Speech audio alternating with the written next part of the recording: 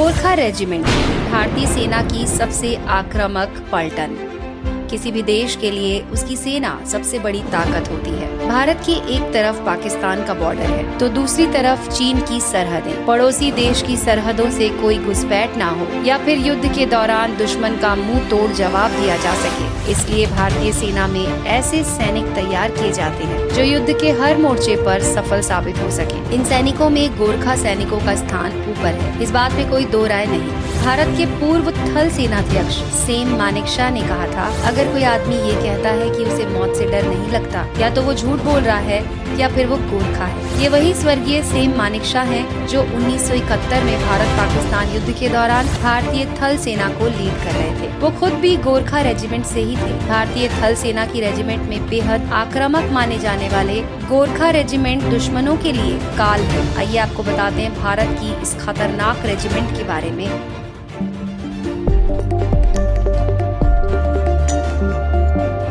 कायर हुनु भंदा मरनु रामरो, better to die than live like a coward. Gorkha में लिखी गई इस पंक्ति का सीधा अर्थ ये है, कायरता की जिंदगी जीने से बेहतर है मर जाना। गोरखा रेजिमेंट की शुरुआत 1815 में हुई थी। उस दौरान ये रेजिमेंट ब्रिटिश इंडियन आर्मी का हिस्सा थी। बाद में जब भारतीय थल सेना वजूद में आई तो इसका नाम गोरखा रेजिमेंट रखा गया। युद्ध में अपनी बहादुरी और आक्रामकता के लिए पहचाने जाने वाले गोरखा भारतीय सेना के सबसे बेहतरीन सैनिकों में से एक है। अपनी निडरता के चलते इस रेजिमेंट को भारतीय सेना द्वारा कई महत्वपूर्ण पदक और सम्मानों से नवाजा जा चुका है। हर देश की सेना के लिए जरूरी होता है कि उसके सैनिक बेखौफ होकर लड़े ताकि दुश्मन के हर नापाक मंसूबों पर पानी फेरा जा सके। गोरखा रेजिमेंट के सिपाहियों को इसमें अव्वल माना जाता है। खुखरी गोरखा सिपाही की पहचान है। जी हाँ, भारतीय सेना में हर रेजिमेंट की खास पहचान होती है। जैसे कुमाऊं रेजिमेंट की पहचान शेर, डोगरा रेजिमेंट की पहचान चीते से होती है, ठीक वैसे ही गोरखा रेजिमेंट की पहचान 12 इंच लंबी और मुड़ी हुई खुखरी से होती है। ये खुखरी का सिंबल अधिकारी से लेकर सिपाही तक की वर्दी के कंधों पर सेना की टोपी पर बना होता है। इस खुखरी का इस्तेमाल सुरक्षा के लिए करता है गोरखा सैनिक, फिर चाहे वो खुद की हो या फिर देश की। ऐसे मौके आए हैं जब गोरखा के सैनिकों ने सिर्फ अपनी खुखरी के बल पर उन लोगों की जान बचाई। खुखरी एक तरह का धारदार खंजर होता है। युद्ध के दौरान गोरखा दुश्मन का सिर काटने के लिए खुखरी का इस्तेमाल करते हैं।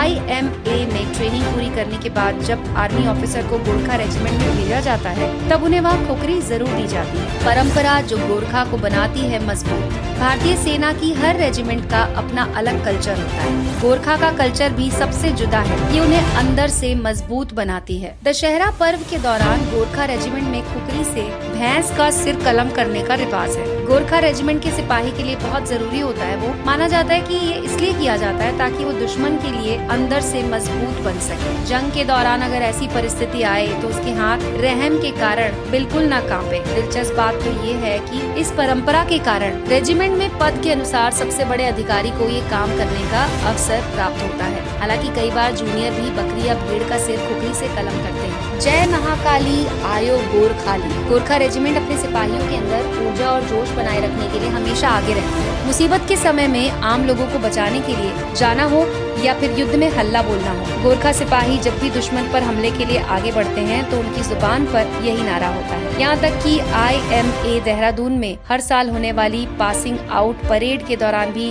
गोरखा रेजिमेंट का ये नारा गूंज उठता है। हर मिशन में एकदम फिट और हिट। मौजूदा समय में भारतीय सेना में 7 गोरखा रेजिमेंट है, जिनमें से 6 गोरखा रेजिमेंट ब्रिटिश आर्मी से ट्रांसफॉर्म हुई है, तो वहीं एक रेजिमेंट आजादी के बाद गठित की गई थी। गोरखा की बहादुरी के चलते भारतीय सेना द्वारा जितने भी ऑपरेशन किए जाते हैं उन तमाम में गोरखा का योगदान जरूर होता है। दुश्मन सेना से गोरखा रेजिमेंट का युद्ध अहम योगदान रखता है। 1947 से 48 में उरी सेक्टर इंडो पाकिस्तान युद्ध में भारतीय सेना की जीत में गोरखा के सिपाहियों ने अहम योगदान दिया था। वहीं 1965 से लेकर 1971 में कश्मीर में हालात खराब हुए थे तो गोरखा ने अपना अलग ही महत्व अदा किया था। गोरखा रेजिमेंट के उस जज्बे को सलाम जिसकी वजह से वो देश की रक्षा के लिए खुद को हंसते हंसते कुर्बान कर देते हैं। भारतीय सेना ऐसे ही सिपाहियों और एक से बढ़कर एक रेजिमेंट के बल पर अपने देश की आंतरिक और बाह्य सुरक्षा में पूरी तरह से सफल होती है। आज ही नहीं, आगे भी